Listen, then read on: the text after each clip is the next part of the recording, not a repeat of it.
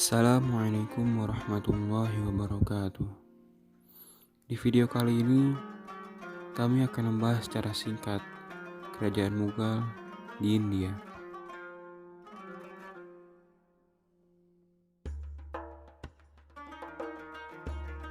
Peradaban Islam di India sempat menorehkan tinta emas kejayaannya, salah satunya ketika Kerajaan Mughal berdiri dan tumbuh dengan pesat. Pada era tersebut, Mughal menjadi negara adikuasa dan tercatat sebagai salah satu kerajaan terbesar di dunia. Kekaisaran Mughal didirikan oleh Babur. Ia adalah seorang penguasa Asia Tengah yang merupakan keturunan dari penakluk Turki hingga Mongol Timur, Leng dari pihak ayahnya, dan dari Chagatai, putra kedua penguasa Mongol Genghis Khan dari pihak ibunya. Dia diusir dari wilayah leluhurnya di Asia Tengah oleh Uzbek Khan. Pangeran Babur pada usia 14 tahun datang ke India untuk mewujudkan ambisi-ambisinya.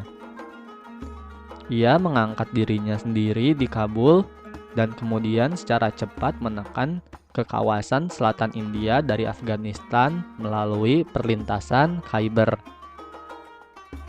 Pasukan Babur menduduki sebagian besar utara India setelah kemenangannya di Panipat pada 1526 Masehi. Namun, prapendudukan dengan perang dan kampanye militer tak membuat kaisar baru tersebut berhasil mengkonsolidasikan raihan yang ia dapat di India. Ketidakstabilan kekaisaran ini menjadi bukti di bawah putranya, Humayun, yang ditekan dari India ke Persia oleh para pemberontak.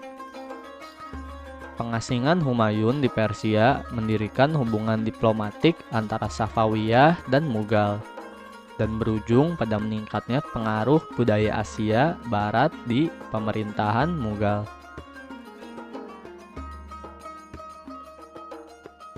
Selama masa kejayaannya, Kerajaan Mughal dipimpin oleh Akbar, yang merupakan anak dari Humayun.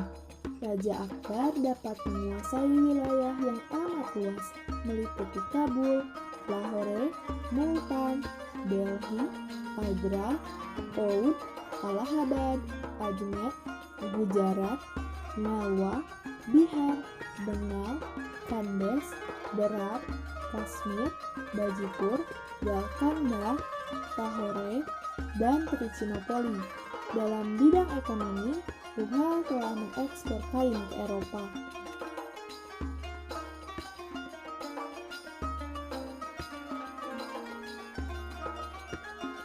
Pada 1641 Masehi, perpustakaan di Agra telah memiliki koleksi buku sebanyak 24.000. Ilmu pengetahuan berkembang sangat pesat. Di bidang arsitektur, Kerajaan Mughal telah memiliki bangunan yang sangat megah, seperti Benteng Merah, Masjid Jami, Taj Mahal, istana yang megah di Delhi dan Lahore, serta makam-makam yang sangat mengagumkan.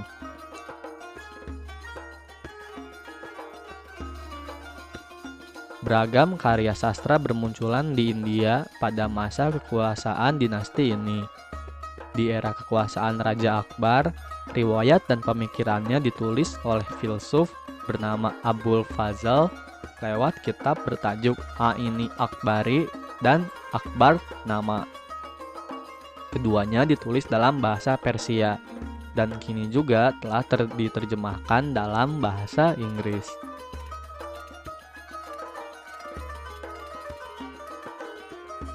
Kerajaan ini juga merupakan produsen rempah-rempah, gula, garam, wol, parfum, dan aneka produk lainnya. Di bidang pendidikan dan pengetahuan, Mughal juga mencapai prestasi yang gemilang. Bangunan seperti madrasah, masjid, dan perpustakaan tersebar di seluruh wilayah kekuasaan Mughal.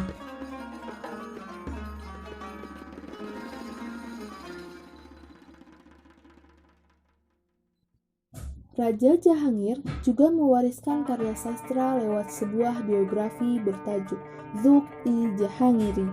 Abdul Hamid Lahori, seorang sejarawan di zaman pemerintahan Shah Jahan, menulis riwayat hidup Shah Jahan dalam kitab Padshah Nama.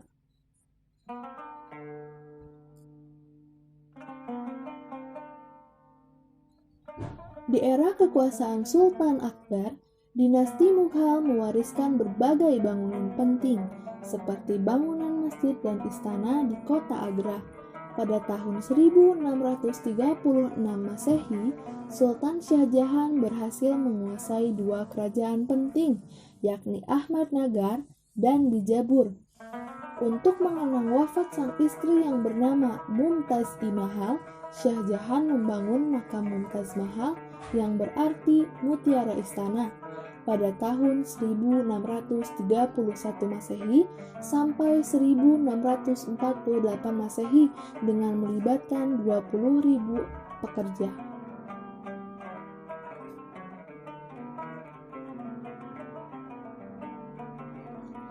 Shah Jahan juga meninggalkan berbagai bangunan indah dan megah lainnya, seperti Masjid Jami, Istana Shah Jahanabad, Masjid Mutiara di Agra, serta Dewan di Delhi, Agra, dan Lahore, yang merupakan kekhasan bangunan dengan kreasi tinggi perpaduan arsitek Persia dan India.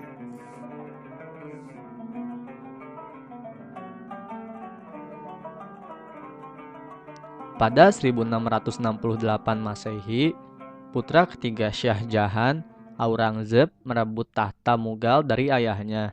Aurangzeb berupaya melakukan sentralisasi kekuasaan dan mengendalikan lebih banyak urusan kekaisaran daripada para pendahulunya. Aurangzeb juga membatasi kebebasan beragama dan menyatakan bahwa Islam adalah satu-satunya agama yang boleh dianut oleh rakyatnya. Pada masa pemerintahannya, Aurangzeb berhasil menaklukkan sebagian besar India Selatan dan membuat Mughal mencapai wilayah terluasnya.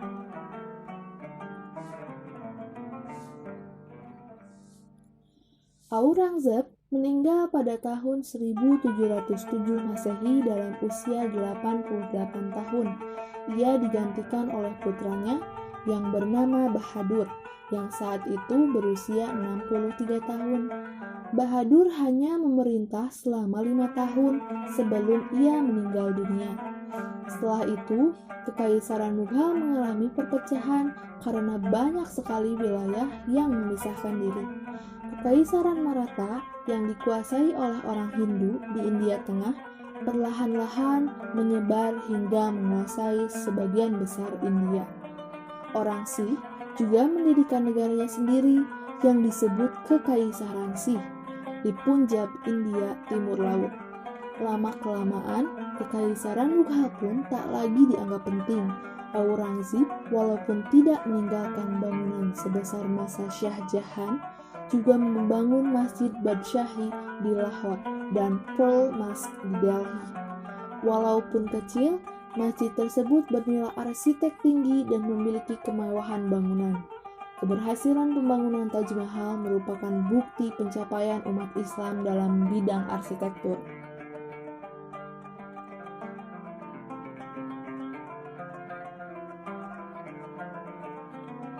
Pada 1739 Masehi, pemimpin Iran Nader Shah menyadari bahwa Mughal telah menjadi amat sangat lemah. Ia pun menyerbu India dan menjarah Delhi, merampok bertonton emas dan harta. Nader Shah tidak lama menguasai India, namun tindakannya membuat para pedagang Britania menyadari betapa lemahnya Mughal.